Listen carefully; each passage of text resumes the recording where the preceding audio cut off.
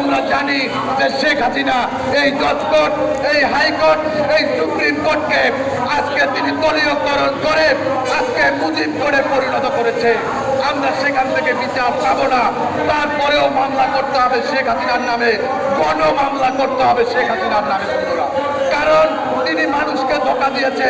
তিনি 10 টাকার চাল আজকে 80 টাকা, আজকে বিনামূল্যে সার দেওয়ার কথা, আজকে সেই সারের দাম 1000 টাকা হয়ে গিয়েছে বন্ধুরা। আজকে ঘরে ঘরে চাকরি, শেখ হাসিনা একদিনে 25টি পাটকলকে বন্ধ করে দিয়েছে বন্ধুরা, চিনি কলকে বন্ধ করেছে, সারখানা বন্ধ করেছে, গার্মেন্টস আজকে 1000-এর মতো গার্মেন্টস বন্ধ করে আমাদের শ্রমজীবী মেহনতি মানুষকে আজকে ধ্বংস করা হচ্ছে বন্ধুরা। আমরা বলতে চাই বাংলাদেশ লেবার পার্টি এদেশের গণমানুষের পার্টি। আমরা কখনো ক্ষমতায় ছিলাম না, আমরা ক্ষমতার স্বাদ কেমন জানি না। আমরা জানি এদেশের মানুষের বেঁচে থাকার জন্য লড়াই সংগ্রাম করার কোনো বিকল্প নাই। আজকে যারা আমাদের কর্মসূচিতে আসেননি, যারা আজকে আন্দোলন সংগ্রামে আসেন না, তাদের উদ্দেশ্যে বলতে চাই, এরকম যদি চলতে থাকে, শেখ হাসিনা যতদিন ক্ষমতায় থাকবে, শেখ হাসিনার দুঃশাসন যতদিন থাকবে, ততদিনে বাংলাদেশের মানুষ দ্রব্যমূল্যের ঊর্ধ্বগতি লাঘব হবে না বন্ধুরা। শেখ হাসিনা যতদিন ক্ষমতায় থাকবে, ততদিনে খুন অপহরণ বন্ধ হবে না। শেখ হাসিনা যতদিন ক্ষমতায় থাকবে, ততদিনে বাংলাদেশের থেকে গণতন্ত্র এবং ভোটের অধিকার খুঁজে পাওয়া যাবে না।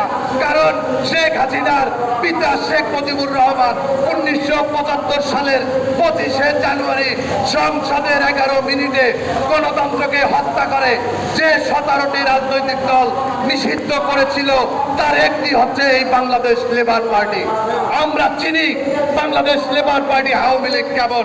আওয়ামী লীগকে চিনেন না।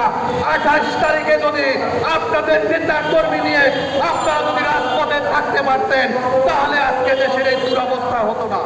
আজকের এই দুরবস্থার জন্য আওয়ামী লীগ যেমন দায়ী, পাশাপাশি দেশের বিরোধী রাজনৈতিক দলগুলো এই দ্রব্যমূল্যের ঊর্ধ্বগতি, আজকের দুর্নীতি, বাংলাদেশের লুটপাট, বাংলাদেশের অর্থ পাচারের দায় বিরোধী রাজনৈতিক দলগুলো এড়াতে পারে না।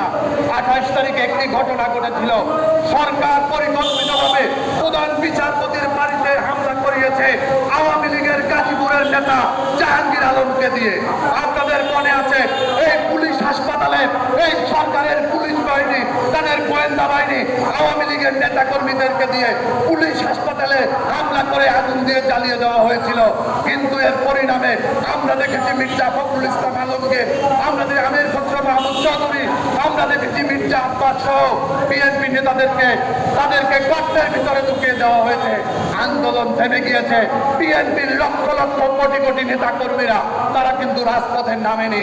তারা যদি 28 তারিখের পর থেকে রাজপথে অবস্থান নিত, তাহলে বাংলাদেশের ইতিহাস, বাংলাদেশের কালিমা লোপন করার দুঃসাহস শেখ হাসিনা দেখাতে পারত না। আজকে আমাদের সবাই এসেছেন দ্রব্যমূল্যের ঊর্ধ্বগতির জন্য। আজকে এখানে যারা উপস্থিত, তারাই শুধুমাত্র ক্ষতিগ্রস্ত নয়, যারা আসে নাই তাদেরও কিন্তু